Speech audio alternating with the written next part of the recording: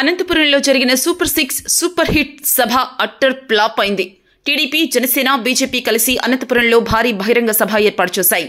అయితే ఈ సభలో టీడీపీ అధినేత ముఖ్యమంత్రి చంద్రబాబు నాయుడుకు టీడీపీ శ్రేణులకు చేదు అనుభవం ఎదురైంది. చంద్రబాబు ప్రసంగిస్తున్న టైంలోనే జనాలు అక్కడి నుంచి వెళ్లిపోతూ కనిపించారు. వాళ్లను ఆపేందుకు టీడీపీ క్యాడర్, పోలీసులు ఎంత ప్రయత్నించినా ఫలితం లేకుండా పోయింది.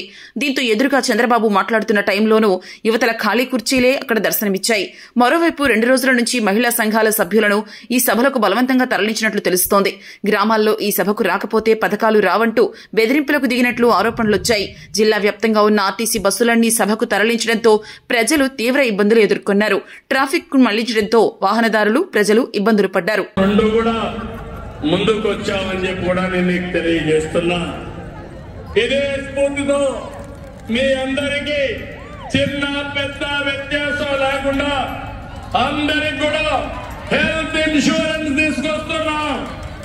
రేపు రాబోయే రోజుల తమిళలో 2,50,000 రూపాయలు అందరికీ హెల్త్ ఇన్సూరెన్స్ ఇచ్చిన ఏకైక ప్రభుత్వం భారతదేశంలో కూటమి ప్రభుత్వాన్ని మరొక్కసారి మీ అందరికీ విజ్ఞప్తి చేస్తున్నా.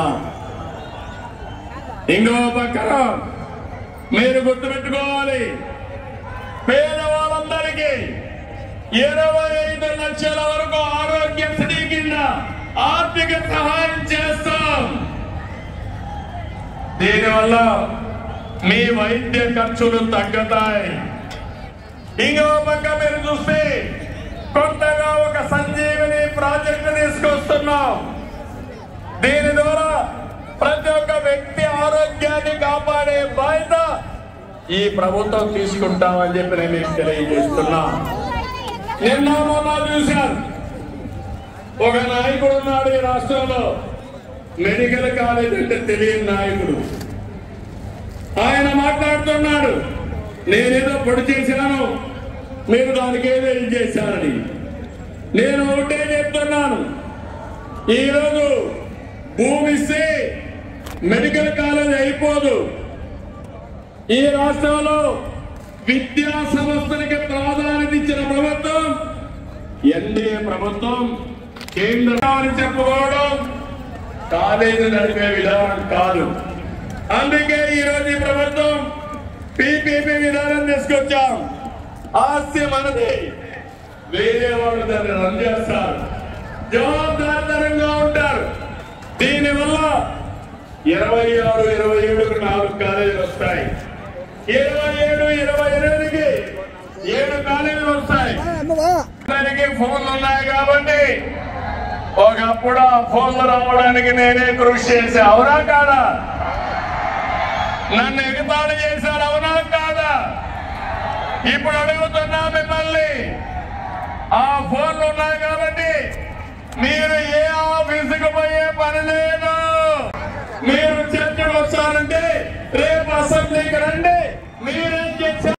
అంతవరకు ఫీజులు కాలేజీలు చూస్తే 42 మొన్న సవాల్ చేసినారు. మీరు చర్చకు వస్తారంటే రేపు అసెంబ్లీకి రండి.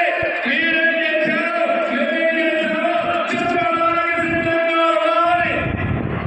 సవాల్ చేసినారు.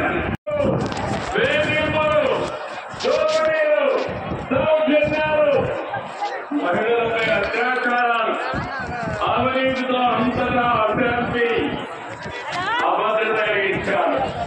93 కేంద్ర పర్యాటక పథకాన్ని నిలిపివేశారు. నిరుద్యోగులు, గంజాయి, డ్రగ్గులు ఎత్తిపెట్టారు. 15 ఏళ్ళుగా అనేక సవాళ్లు అధిగమించాం.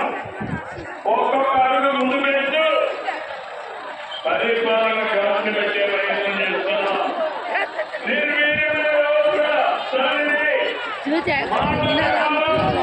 అన్ని పథకాలు మారుస్తున్నాం.